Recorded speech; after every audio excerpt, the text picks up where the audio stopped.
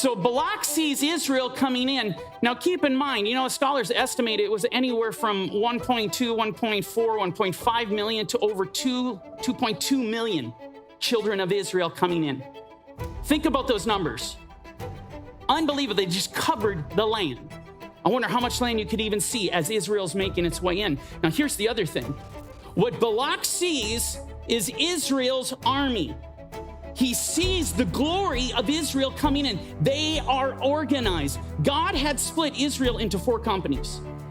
They had 12 tribes, but 3 tribes per company. He split them into companies, and when Israel moved, they did so militarily. They did so organized. Here's what he's thinking. Israel is just coming off a victory of wiping out the Amorites. Why is that important? Go back to the previous chapter in chapter 21 and you'll find out why that's important. The Amorites already laid waste to Moab long before. Moab could not resist the Amorites. They couldn't hold them off. And now you have Israel coming and destroying an enemy you could not hold off. And now they're coming for you. And he is so terrified. He is so terrified in heart. And he knows how real this is, that he is looking at an impossible situation. Yes, in Balak's mind, listen to me carefully, he cannot win the war. Israel is invincible. This is mission impossible. So Balak does the one thing that he believes is going to work, his only hope. And what is that? He wants to delve into the spirit realm. He wants to call upon demonic powers. Because he knows in the physical realm, what he's dealing with cannot be dealt with. You can guarantee during his time, during Balak's reign, that he had countless sorcerers within an arm's length of him, that he could have gone out. All the magicians and all of this, he could have gone and grabbed one of them. What's he do? He goes for Balaam, who scholars estimate was over 420 miles away. We're talking 22 to 25 day journey, one way. This is the guy he wants. Balaam is world renowned. This guy had channeled dark powers like no one else on the planet. He's a man of great power. And so Balak sends his messengers to Balaam. And this is where we pick it up. Therefore, please come at once and curse the people for me, for they are too mighty for me. Perhaps I shall be able to defeat them and drive them out of the land. Now listen, for I know that he whom you bless is blessed, and he whom you cursed is cursed. If you had any question in regard to Balaam's power and his reputation as a true sorcerer, let it be laid to rest now. He already knows. He has evidence. I mean, the way this is written, he knows. He already has examples of, I've seen the people you've blessed. Everyone you blessed, they're blessed, and everyone you cursed, they're gone. Now, we're going to continue on in our story. In verse 7, and this is what we read. So the elders of Moab and the elders of Midian departed with the diviner's fee in their hand, and they came to Balaam and spoke to him the words of Balak. And Balaam said to them, lodge here tonight. I will bring back word to you as the Lord speaks to me. So the princes of Moab stayed with Balaam. As the Lord, notice all the caps. Let's look at this in the Hebrew. Yedaber Yahweh Alai.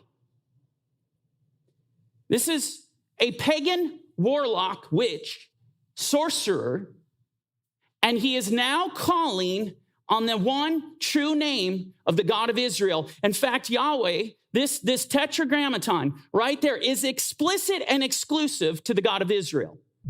We know he's a pagan sorcerer. And these men, Balak is sending to him because of who he is. He needs to tap into this realm. And now this guy has taken the sacred name of God upon his lips, and in a context of seeking him, going to him to seek his counsel. You want to talk about mind blowing? How do you wrap your mind around that? And I love this passage because, many people see this as an enigma, kind of wrapped in a conundrum, hidden in a mystery. They don't know what to do with this. But check this out. We move on. Then God came to Balaam and said, who are these men with you? Now look at this. So Balaam said to God, Balak the son of Zippor, king of Moab, has sent me to you. I highlighted this to help you out. God came to who? Balaam. What's the next thing you read? Balaam said to God. I don't care how you want to try to attempt to understand this or redefine it. Very simply, there's a line of communication open up here between Balaam and God. That cannot be debated. This is huge. And this is what every Christian wants. We're told in Scripture, sin separates us. We no longer can communicate. He doesn't respond to sinners. And yet here we're seeing something so bizarre built upon what we just read. That now he is seeking God. Clearly he has found him and God is communicating to him. Now look at this, verse 11. It gets crazier. Look, a people has come out of Egypt and they cover the face of the earth. Come now, curse them for me. Perhaps I shall be able to overpower them and drive them out. And so Balaam is talking with the Lord. Yod-Heh-Vav-Heh. He's having this communication. He tells him exactly what Balak wants. This is what the messengers have said. I'm relaying it to you. He's telling the Lord the truth, unlike Cain. Verse 12. And God said to Balaam, you shall not go with them. You shall not curse the people, for they are blessed. Mind-blowing. Pivotal. One of the main pivotal moments in this story, beginning to really reveal what is going on. Now, the Lord coming in and instructing Balaam this. Do you think for a moment that God's really concerned about the power of Balaam versus the promise that he's made to his children? Why is God coming to him and telling him, don't go curse them? Listen to me. The same thing God showed Cain is the exact same thing that is being poured out on Balaam. Grace. See, there's a little prophecy / promise. A promise back in Genesis 12 that says, whoever blesses you, Abraham, is going to be blessed. Whoever curses you will be cursed.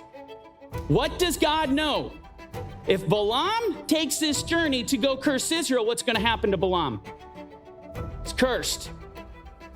God is pouring out his grace. You know, if God was looking to take care of Balaam right now, this one who is seeking his counsel, by the way, if he was looking to take him out, well, then you say, oh, you know, Balak's calling you to come curse my children?